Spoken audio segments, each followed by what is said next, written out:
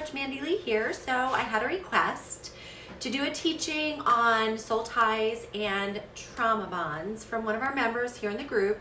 So that is what I'm going to be doing today. I'm going to be teaching today on soul ties and trauma bonds.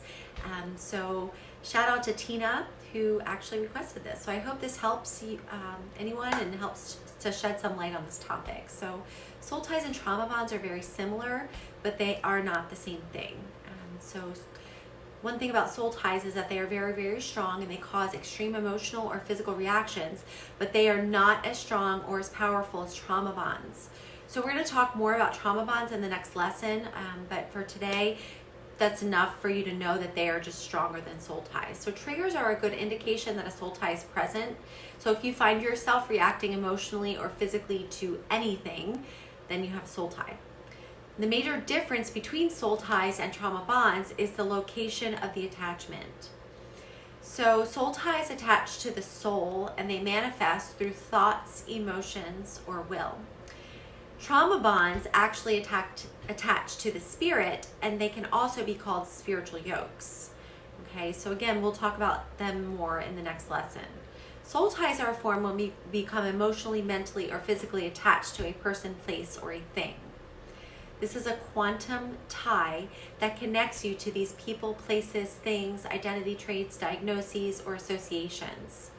Okay, so there could be strange and sudden onset of emotions or illnesses that are not explained if you have a soul tie to someone.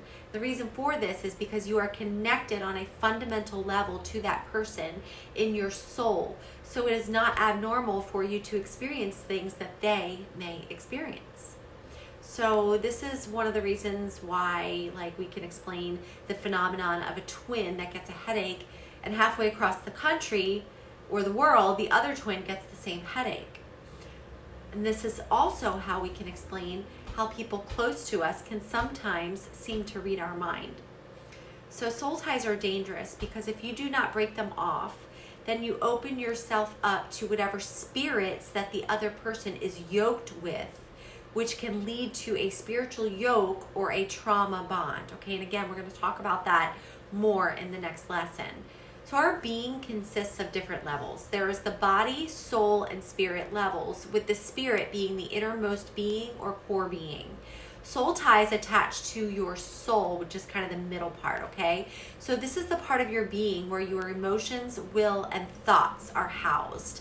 So that is why that you can feel the emotions or sensations, theoretically, of someone that you have a soul tie with.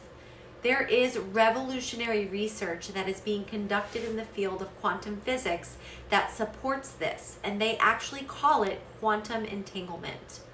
So I could literally spend hours talking about this topic, but the basic premise here is that our quantum DNA particles become entangled with someone else's, and even when we are not with them physically together, these particles still operate on the same quantum field and move together as one. Kind of freaky, right? So one of the major ways that this quantum entanglement is engaged is through sex. Yep, I said it, through sex. So that is why soul ties with sexual partners are so strong. But you can also be tied in your soul to places, like an old house that you lived where you were abused, or the scene of a rape.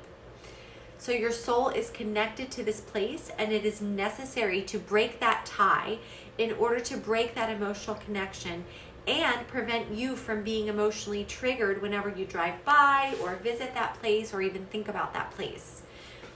So we can have soul ties to lots of different things. Like we can have soul ties to a name that we were called that became a negative part of our identity. Like when you were in school, or if your abusive parent or spouse used the same derogatory name for you over and over, okay? You can also have soul ties to smells. You can have soul ties to sounds, images, songs, churches, or occults or associations. You can have soul ties to a person's name, aka the name of an ex that was abusive to you. You can have soul ties to voices, to foods, to TV shows or movies. So there's all kinds of soul ties that we can have. And incidentally, soul ties are not always bad.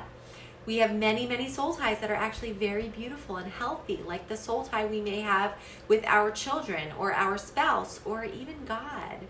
So it is also possible to have a healthy and an unhealthy soul tie to the very same person. So one of the things that's necessary to do to break soul ties is spiritual legal work. So when we do the spiritual legal work to cut soul ties, it will never ever sever a healthy or unholy soul, or a healthy or holy soul tie, only the unholy ones. So sometimes we form unhealthy or unholy soul ties with people we love because we position them in our hearts above God. So it is necessary to break the unholy soul tie with this person in order to truly start walking in freedom. Okay, and one of the soul ties for me that I had to break was the soul tie with my son. I put him in a position above God, so I had to break off the unholy soul tie, but that still kept intact our holy soul tie. So I hope this helps shed some light on this topic of soul ties for you. If you have any questions, as always, you can feel free to reach out to me via Facebook Messenger or email or phone, whichever is more convenient for you. I will be more than happy to talk about this further with you. And if you needed help with this, I would be happy to work with you. You can come into one of my programs, or we can talk about working one-on-one together. I would be happy to walk through this with you. So anyway, again, if you have any questions, feel free to reach out. I hope that this helped to shed some light on the topic of soul ties for you. We will talk more about trauma bonds in our next lesson, okay? Have a good day. Bye-bye.